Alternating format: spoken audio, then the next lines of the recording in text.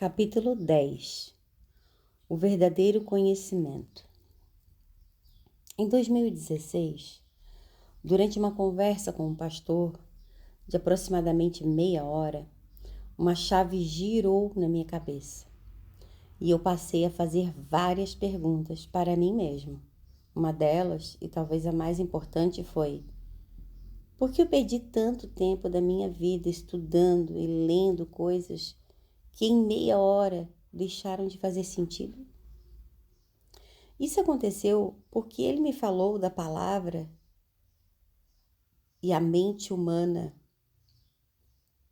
não alcançava.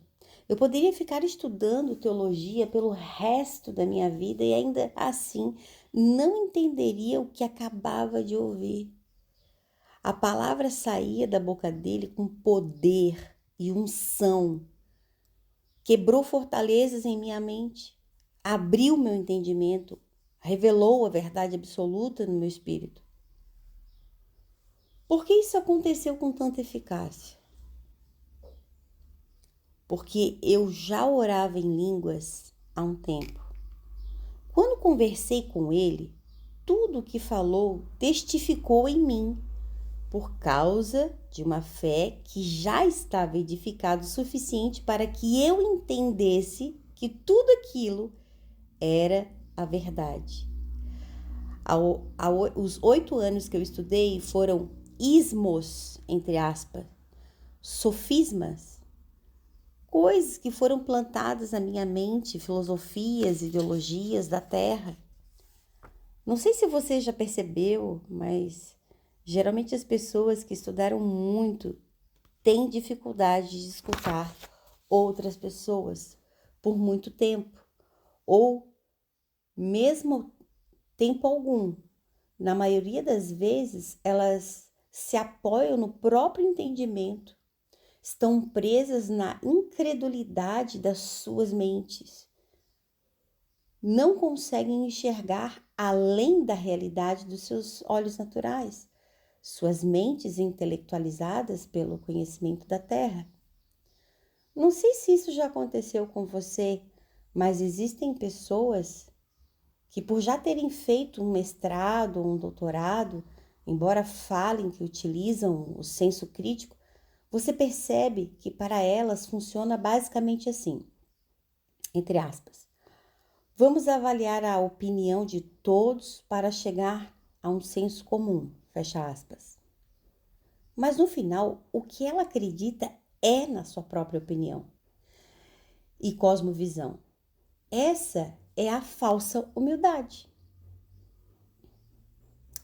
Essa chamada é a intelectualidade é a barreira para que Jesus não transforme a vida da pessoa. Porque quando você fala do Espírito, se a mente dela não compreende, ela não recebe o que você está falando. Um exemplo disso foi Jesus ensinando a Nicodemos. Ele era um mestre em várias ciências humanas, inclusive no judaísmo. Certa vez, ele estava sentado com Jesus e então ele falou, abre aspas: Mestre, sabemos que ensinas da parte de Deus, pois ninguém pode realizar os sinais miraculosos que estás fazendo, se Deus não estiver com ele, fecha aspas. Em resposta a ele, Jesus disse, abre aspas: digo-lhe a verdade. Ninguém pode ver o reino de Deus se não nascer de novo. Fecha aspas. Jesus falou algo simples àquele homem. Disse apenas que ele precisava nascer de novo. Mas como ele não era edificado na fé e não tinha a revelação do Espírito, ele não conseguiu entender. Então resolveu continuar a conversa. Perguntou a Nicodemos: como alguém pode nascer? Perguntou Nicodemos: como alguém pode nascer sendo velho? É claro que não pode entrar pela segunda vez no ventre da sua mãe e renascer. E aqui Jesus lhe diz algo muito interessante. Abre aspas. Digo-lhe a verdade. Ninguém pode entrar no reino de Deus se não nascer da água e do Espírito. O que nasce da carne é carne, mas o que nasce do Espírito é Espírito. Não se surpreenda pelo fato de eu ter dito, é necessário que vocês nasçam de novo. O vento sopra onde quer. Não, você o escuta, mas não pode dizer de onde ele vem e para onde ele vai. Assim acontece com todos os que são nascidos do Espírito. Fecha aspas. João 3, do 1 ao 8. Jesus estava falando de algo simples, sobre coisas da terra.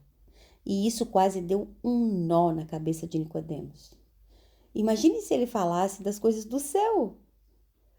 Por isso que sempre falamos para as pessoas que creem em Jesus, para que elas se batizem nas águas e depois que creram em Jesus como Senhor e Salvador, e assim recebam entendimento espiritual e não na mente. A pessoa que não quer aprender o Evangelho, a pessoa que quer aprender o Evangelho antes de passar pelo batismo e o novo nascimento, começa a receber um monte de ismos, entre aspas. Ou seja, os achismos. Eu acho que o batismo é de tal jeito. Eu acho que seja assim. Não concordo que a ceia seja assado. Porque eu aprendi de um jeito, o outro aprendeu de outro. Enquanto isso, a sua vida espiritual permanece travada. Eu costumo dizer que o discipulado teológico antes do batismo é um aborto espiritual, pois a pessoa é doutrinada na mente sobre algo que ela só pode desfrutar no Espírito. Quando abrimos mão do nosso próprio entendimento, falamos, abre aspas, eu creio em Jesus Cristo. Creio que ele morreu por mim naquela cruz, que o seu sangue me salvou e então vou me batizar. Fecha aspas. Em Romanos 8:11 está escrito o que acontece quando uma pessoa é batizada, abre aspas. E se o Espírito daquele que ressuscitou Jesus dentre os mortos, que habita em vocês, aquele que ressuscitou a Jesus Cristo dentre os mortos, também dará vida aos seus corpos mortais, por meio do seu Espírito, que habita em vocês. Aleluia! Vou até repetir esse versículo maravilhoso. E se o Espírito daquele que ressuscitou Jesus dentre os mortos habita em vocês, aquele que ressuscitou a Jesus dentre os mortos também dará vida a seus corpos mortais. Aleluia! Por meio do seu Espírito que habita em vocês. Obrigada, Espírito Santo, pela vida. Aleluia. Abre aspas. Quando a pessoa se batiza, o Espírito Santo passa a habitar dentro dela. Fecha aspas. Talvez você pergunte, quer dizer que quando eu sou batizado, eu sou curado? Sim. O versículo diz que o Espírito dá vida ao seu corpo mortal. Por isso que uma pessoa nascida de novo tem um semblante transformado. Mas você não consegue explicar o que é essa mudança. Percebe um brilho diferente. Não dá para ver, mas você sabe que mudou. Abre aspas, Romanos 8, 10 a 11. E se Cristo está em vós, o corpo, na verdade, está morto por causa do pecado. Mas o Espírito vive por causa da justiça. E se o Espírito daquele que dentre os mortos ressuscitou a Jesus habita em vós, aquele que dentre os mortos ressuscitou a Jesus Cristo, também vivificará os vossos corpos mortais, pelo seu Espírito que em vós habita. Certa vez, peguei uma foto minha em uma carteira de motorista antiga e comparei com uma outra foto depois de salvo. Não parecia a mesma pessoa. Percebi o quanto eu mudei. E sabe por quê? Porque o meu corpo mortal também foi vivificado com o Espírito. Claro, depois que morrermos, o corpo volta para a terra, mas o Espírito Santo que habita dentro de nós é poderoso. E a glória que está em nós é revelada através da nossa vida. Qual é a ciência humana que pode proporcionar essa experiência ao homem? Entregue a Deus a sua razão, os seus ismos, entre aspas. Entregue o seu conhecimento. Se Deus falar para você ir para uma faculdade, vá.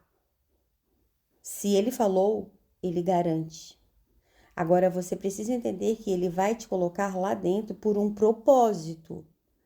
Não é para acrescentar nada no Evangelho, porque ele já é perfeito. Na verdade, é o Evangelho que vai acrescentar nos seus conhecimentos adquiridos na faculdade.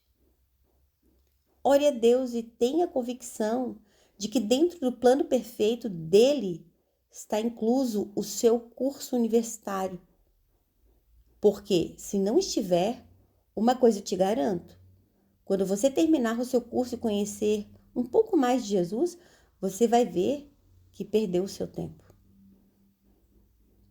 No entanto, se Deus falou para você entrar, Ele vai glorificar o nome dele dentro da faculdade, através do seu curso, da sua profissão. Você só precisa antes ter certeza de que foi Ele que te enviou para lá. Amém, aleluia. Os maiores líderes da história foram pessoas comuns. Claro que temos uma exceção. Paulo começou a ser instruído e preparado para ser um líder quando tinha apenas 4 anos de idade. Ele era judeu, da descendência de Benjamim, foi preparado desde criança dentro das tradições, aprendeu história, poesia, falava 6 idiomas, tinha uma cosmovisão muito ampla da realidade do mundo, nasceu em Tarso, que ficava na Ásia Menor e fazia parte do Império Romano. Ele foi enviado para Jerusalém para ser treinado por um mestre chamado Gamaliel. Paulo era um homem muito bem preparado. No entanto, ele se desfez de todo o conhecimento, pois sabia que todo aquele conhecimento, sem a operação do poder de Deus, não podia fazer nada pelas pessoas. Uau! Paulo tinha convicção de que apenas o poder de Deus é que tem a capacidade de tocar os corações das pessoas e convencê-las do pecado. Depois da sua experiência missionária, aproximadamente 14 anos após a sua conversão, ele nunca mais se apoiou no seu conhecimento. Em Coríntios, ele diz, abre aspas, não venho a vós com palavras de sabedoria humana e nem com persuasão. Fecha aspas. Tudo isso porque ele já havia entendido que a sua retórica, o seu discurso, a sua argumentação, o seu conhecimento não eram suficientes para transformar a vida daquelas pessoas, para quebrar as fortalezas das suas mentes. É importante que você entenda isso. E quando for se utilizar do exemplo de Paulo para dizer que uma pessoa comum não tem condições de anunciar o Evangelho, saiba que é Deus quem opera milagres. Claro que você precisa se preparar, ler a Bíblia, meditar na palavra de Deus.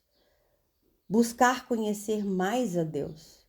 Também deve conhecer o contexto histórico, o qual está lendo, mas saiba que apenas Deus tem o poder de fazer com que as cadeias sejam quebradas e o seu espírito seja derramado sobre as vidas das pessoas.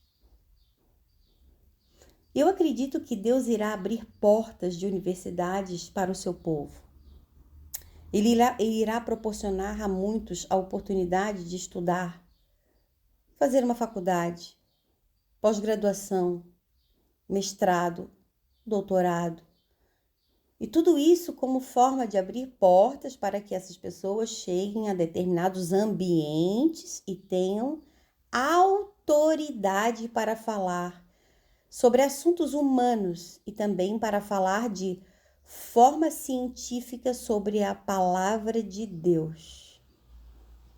Contudo, nós não podemos nos apoiar neste conhecimento para que as pessoas sejam salvas. A grande parte das pessoas que Deus usou durante os séculos, antes e depois de Cristo, foram pessoas comuns. Ouvimos falar de muitos nomes de pessoas influentes que Deus usou na terra, como Reinhard Bonk, John Wesley, Benny Hinn, Watchman, entre outros milhares. E talvez você tenha mais uma enorme lista de nomes de grandes homens de Deus que fizeram uma diferença.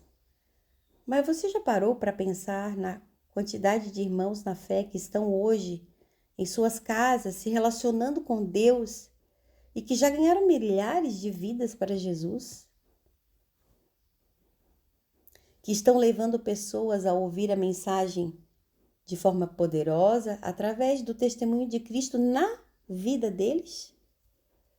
Muitos fazendo isso de forma não persuasiva e sem nenhum conhecimento humano, mas pelo poder manifesto de Deus em suas vidas. Já parou para pensar que no planeta que vivemos com mais de 7 bilhões de habitantes existem inúmeras pessoas levando a mensagem de Cristo para aproximadamente 200 nações e que talvez você nunca vá ouvir falar dessas pessoas, mas elas estão sendo usadas poderosamente por Deus? Yes! O meu conceito de fama, de sucesso do Evangelho e de ser bem-sucedido muitas vezes pode não condizer com aquilo que Deus tem para a vida de cada um. O sucesso para nós é cumprir a vontade de Deus. E muitas vezes essa vontade é que nós trabalhemos dentro do contexto que estamos inseridos. Ou seja, na nossa família, trabalho e amigos. Abre aspas. A maior parte das pessoas que atuam no Evangelho nunca vão ser conhecidas pelos homens. Contudo, certamente serão conhecidas e reconhecidas por Deus. Fecho aspas.